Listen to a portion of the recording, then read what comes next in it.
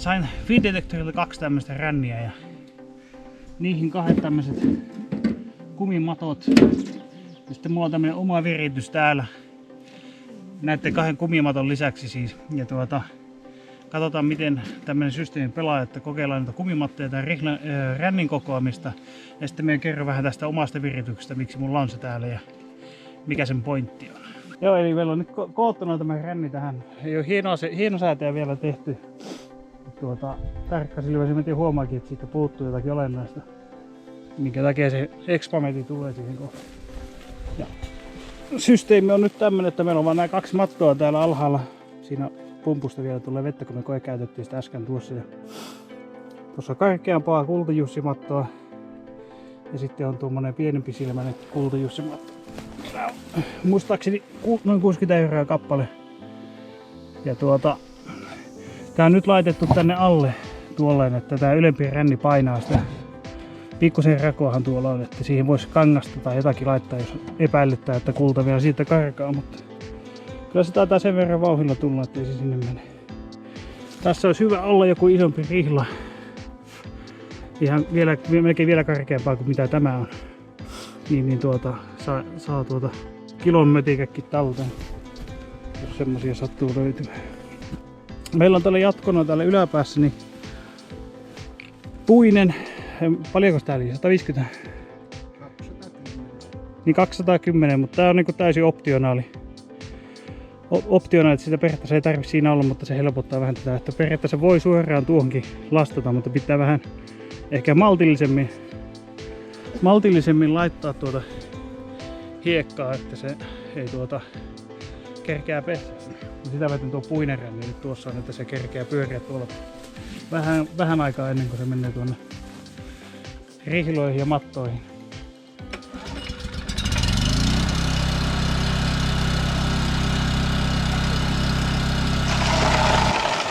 No niin, tässä meillä nyt pyörii tää ja pumpusta saatiin, se on aika lailla minimiteholla, se on semmoinen noin 5 hepan pumppu, vai olikohan se 6 hepan pumppu.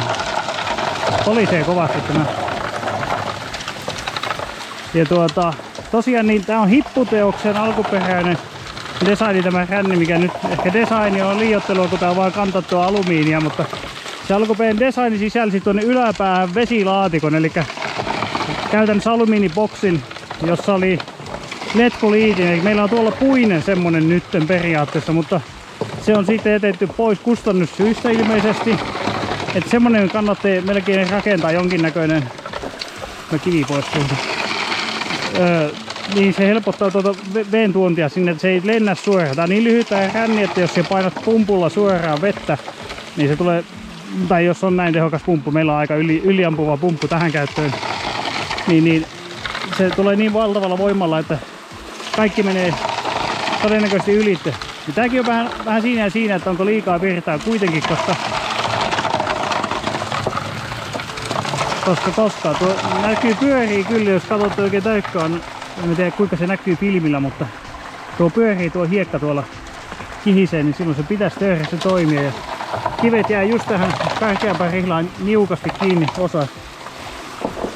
osa ja joo. Tämmönen ränni, niin sehän on mielettömän hyvä siitä, että se on tehty niin lyhkäiseksi, että se menee henkilöautoon. Ja nuo kourat, niin ne menee niinku sisäkkäin. Ja tuo matto luonnollisesti sopii sinne väliin nätisti, niin se saat semmoisen hyvän paketin siitä kerralla kantoon. Ja tosi kevyt alumiinia.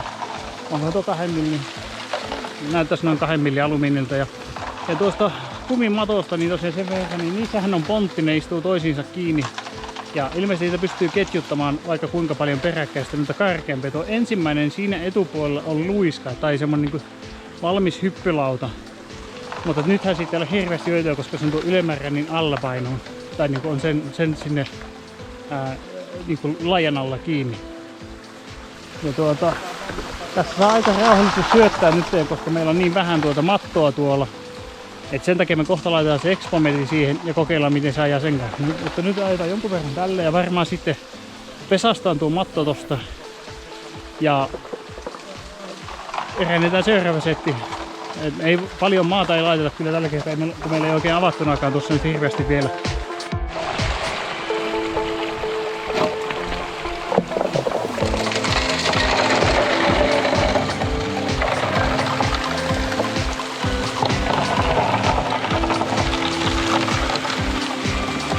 Tämä alumiinirännipaketti maksaa noin 120 € ja tosiaan nuo kumimatot tuolla alla, ne on 60 kappale. Ja ne on tehty silleen, että niitä voi kaventaa tiettyihin leveyksiin. En muista nyt mikä siinä oli välimuoto, olikohan 17,5 senttiä ja 15, niin silloin vielä nuo ruudut ainakin mätsää täydessä, ettei tule puolikasta reunaa niin sanotusti. Tuossa rännissä tosiaan, niin muutama sellaisia huomioita, mitä me tässä huomannut, kun ollaan tässä vähän rännitelty, tai oikeastaan alkanut miettimään, että miksi siinä esimerkiksi pari juttua, se on viimeistelyn laatu, niin tuo alumiini, se on, näyttää siltä, että ne reunat on ihan alkuperäisen levyleikkurin jälleen, että ne on tosi terävät. Viiltosuojahanskat on hyvä, tai sitten käyt hiekkapaperilla pyyhkäiset vähän niitä. Niin vähän turvallisempi, jos on vaikka pikkulapsiakin niin operoimassa sitä, niin se ei tule vahinkoa. Toinen juttu, niin tuossa olisi hyvä olla jonkinnäköinen kantolaite, mutta ne voi tehdä itsekin. Tarkoitan tällä sitä, että ajaa vaikka sinne rännin reunoille pari paikkaa reijät, joku 15 milliset sanotaanko, niin siitä sopii närry ympäri. Se on oikein näppärä kanta, kun nyt sitä joutuu vähän nykyistä reunoista roikottaa ja sitten vähän epämukavalta. Heittolevy, meillä ei ole nyt tässä heittolevyä niin kuin näkyy, niin lapiomies laittaa suoraan ränniin laskemalla varoen, mutta toisaalta siinä on vähän hyvä ja huono puoli. Hyvä puoli on se, että tulee laitettua todennäköisesti semmoisen järkevää tahtiin, että ei tule ihan liikamoisella kiireellä mätettyä maata sinne. Että se kerkeää pessä, ja varsinkin kun tuossa on noin lyhyt rihlamatka, niin ei tule mitään niin kuin ylisyöttöä. Mutta toisaalta sitten sitä tarkoittaisi joudut hiipimään aina siihen ihan rännin viereen. Toki nyt meillä on kasalle nostettu pikkusen maata tuossa ihan rännin vieressä. Et se tietenkin helpottaa asiaa, mutta sitten jos on niinku isompia työmaita, niin kuin Kaareella esimerkiksi meillä on, niin kyllä se täytyy olla semmoinen, että sinne pitää pystyä heittämään, koska jos ollaan syvällä, vaikka 2 metrissä, sieltä heität metrin maan päällä olevan rännin, niin se on aivan toivoton homma. Pumpusta, niin tosiaan meillä on tuolla semmoinen Yamahan, onko se 6-heppainen pumppu, ja se on aivan pienimmillä kierroksilla, eli varmaan sanoisin semmoinen 100-200 litraa minuutissa, ei se kyllä minkään paljon ole. Tosi vähän, että pienemmällä varmaan semmoisen 1 tahti tuuman letkulla olevalla pumpulla pärjää, mutta silloin on, vielä kannattaa tosiaan niin sitä suuremmalla syyllä niin laittaa se vesilaatikko ja semmoinen kumilärppy, itse asiassa voi näyttää sen tuosta, me laitettiin, niin semmoinen kumimatto niin kuin siihen, että se levittää veen koko rännin leveille heti alussa jo, niin silloin sä saat kaiken hyödyn irti, että se ei ole vaan pistemäinen suihku. Näissä kumimatoissa on tosiaan tämmönen juttu, minkä mä unohdin mainita, niin en tiedä näkyykö, mutta tuonne ruutuihin jää kuplia, niin ne kannattaa saada vaikka sormella teppastua pois sieltä ja pyyhittyä. Nää nyt ei halua tulla täältä näköjään. No nyt se lähtee. Onko tuo vissiin rautaa tuo? Mutta jos siellä on kuplia, niin siinä ei periaatteessa kulta ei istu siihen reikään, vaan se kelluu yli.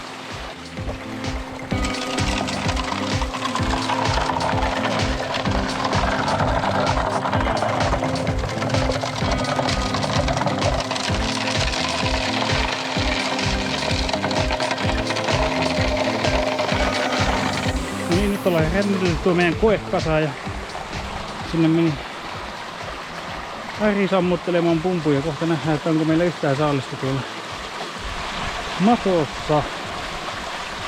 Kyllä se muutama luulisi ehkä olevan. Toivottavasti. Katsotaan nyt.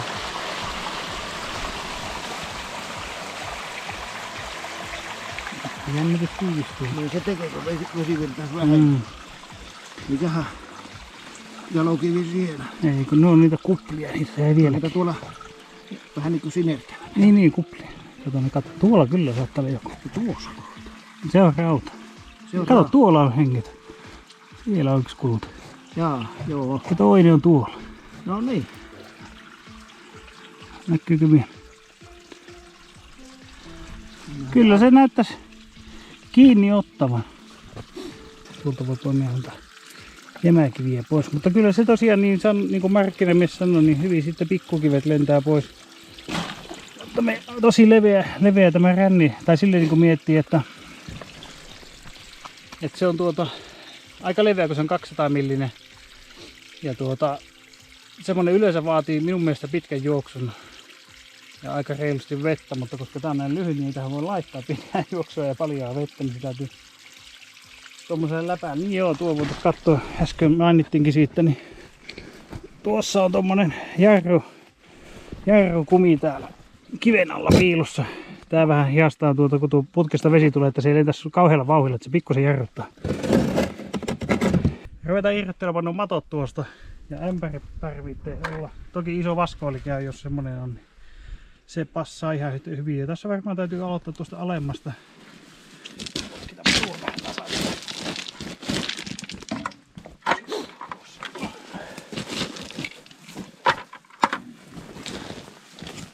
Ja nämähän on vaan puristamalla tänne painettu pohjaan.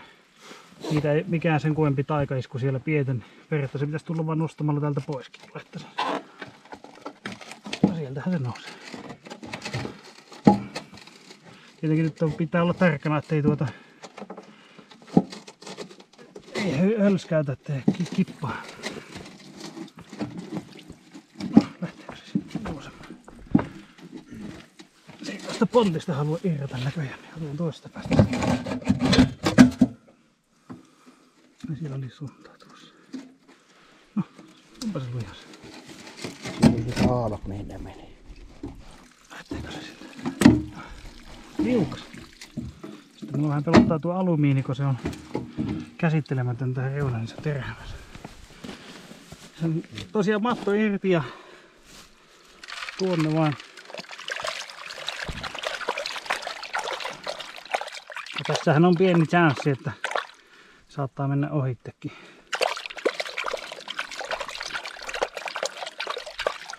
Ottaa pahimmat ensin pois. Ja tässä mielessä olisi kiva semmonen matto, joka taittus, niin se saa kääntää rullan ja upottaa tonne kokonaan. Niin sitten kun matto näyttää about tyhjältä, niin se on sitten vaan seuraava kimppu.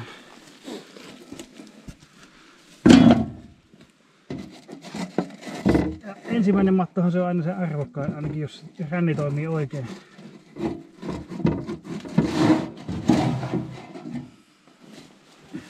Ja samalla systeemillä. Nokka eellä ensin. Yleensä kultaan tulee ihan kärjessä. Yleensä ei aina.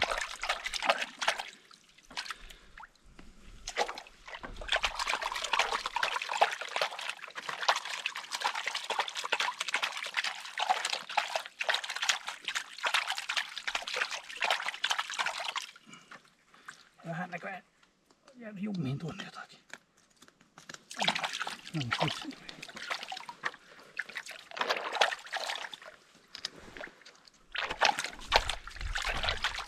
No, muutama pikku kivi siellä vielä on, mutta ei ole kovin isoa kultaa ainakaan, niin saa laittaa pois.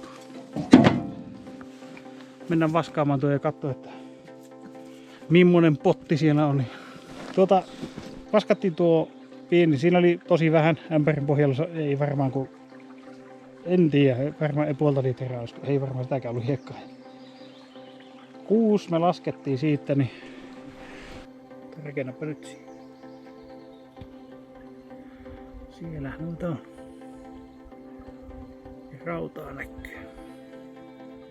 No nyt me otettiin irti nuo matot tuosta ja vaihdetaan tilalle tuo Expanded Metal viritelmä. Ja se syyhän siinä on just se, että kun siinä alussa näkyy, että täällä rännin perässä oli se tyhjä pätkä. Ja meillä ei oikein muuta ole, niin me tein tämmösen. Ostin ihan rautakaupasta ja verkko oli noin, olikohan se 10. Et se ei kallista oo. Teknistä määritelmää en muista tälle mikä se on, mutta tää ei oo mitään rosteria, se on ihan tavallista. Ja sitten yhdeltä kanavan tilaajalta ja katselijalta olen saanut tämmöstä itse asiassa, taisi meistä vähän maksaakin. En tiedä mistä tää on tullut, mutta tämmöstä spagettimattoja, mikä tässä nyt, jos olette kattonut minun viime vuoden touhuja, niin tää on umpipohjainen. Se mikä mulla on kaarella, niin ei ole umpipohjainen. Eli tää on varmaan, me luulen, että tää on paljon parempi. Joo, tosiaan niin Fidetector myy ymmärtääkseni myös tätä Expadet metallia.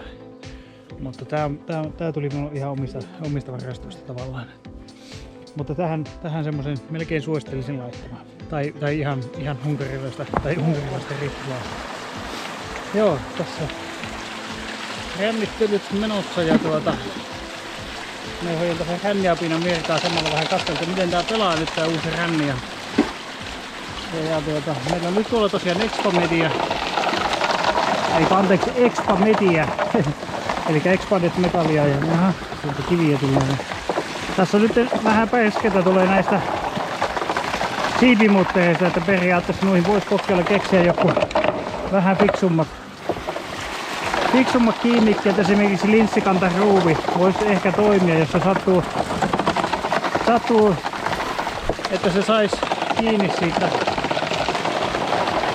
tuosta ritilä tai sarmekin tästä Expamet-verkosta, niin silloin se kiristyskin vielä on. Tietenkin tosi noheva tyyppihän tekisi sillä lailla, että se hitsaisi suoraan siihen verkkoon kiinni kierteetetyt tapit. Ja sitä kautta saisi sen pysymään paikoillaan. Voihan sen kiiloilla tai keinot on monet, mutta mä kokeilin nyt tämmöstä, että löi vaan pohjan läpi reijät, jotka pohjan läpi reijät 8 millin pulteille ja tästä siipiruuvista molemmin puolin. Näytän teille, katsotaan.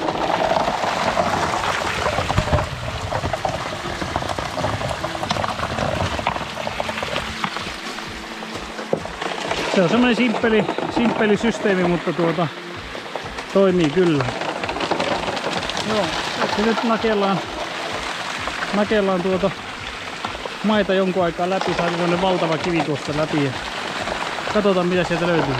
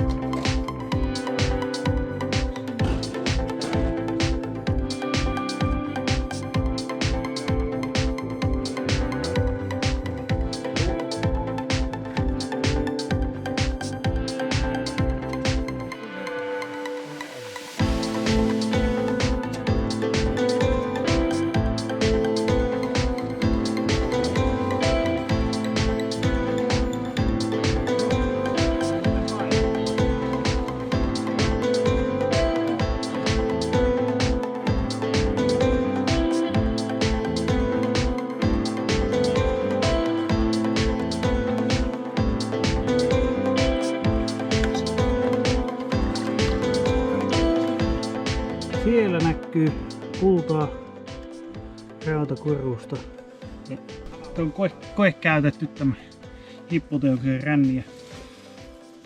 Aivan soiva pelihän tämä on sinänsä, että kyllä tämä niinku asiansaaja ihan varmasti niin kauan kuin asetukset on kunnossa. Ja tässä tosiaan niin vähän kaltevuutta korjailtiinkin. Ja kyllä siellä tosiaan hippusia näkyy.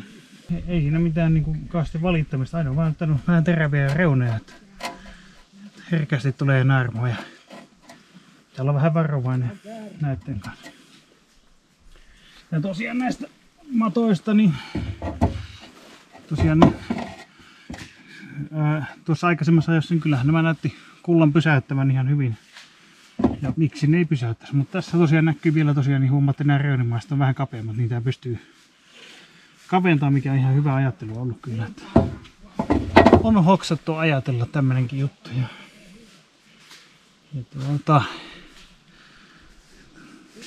En mä tiedä oikein mitä tästä sanoisi. Muutama pikku juttu, niin aika rauhallisesti joutuu syöttämään näille matoille. Näissä tuntuu olla vähän nihkeä kapasiteetti. Ja se vesilaatikon se tarvii. Se on siinä alun perin ollut, mutta se on tosiaan poistettu. Mutta se on helppo askariliite, joku puinen kuutio vaan käytännössä, missä on letkun paikka ja joku jarru kuminen läppä siihen, että se ei kovin suoraan lennä vesiränniin.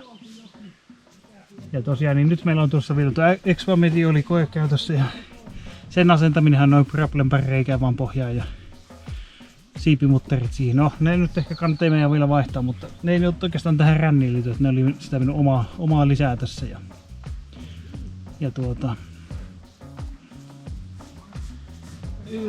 Pitkään epäilytti näiden mattojen pysyminen tässä, että kun näissä ei ole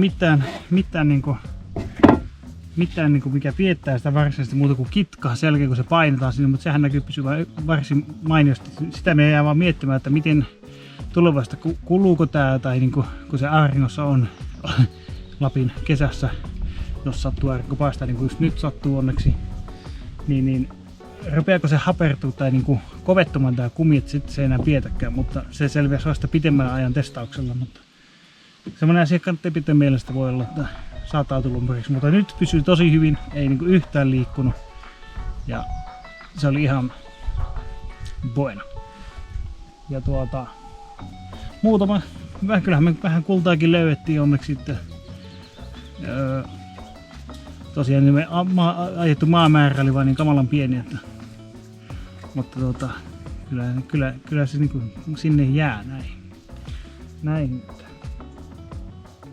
Mutta tää oli tämmönen, että kiitos tosiaan vielä Findetektorille kun antoi nämä testiin ja niin muistakaahan tilata kanava, jos ette ole tilannut ja painaa sitä peukkunappia, jos haluatte lisää tämän näköistä settiä ja tässähän tähän rusketuksen kun heijastaa. Joo, ei siinä, lähdetäänpä se kohti uusia seikkailuja seuraavaksi. Morjens.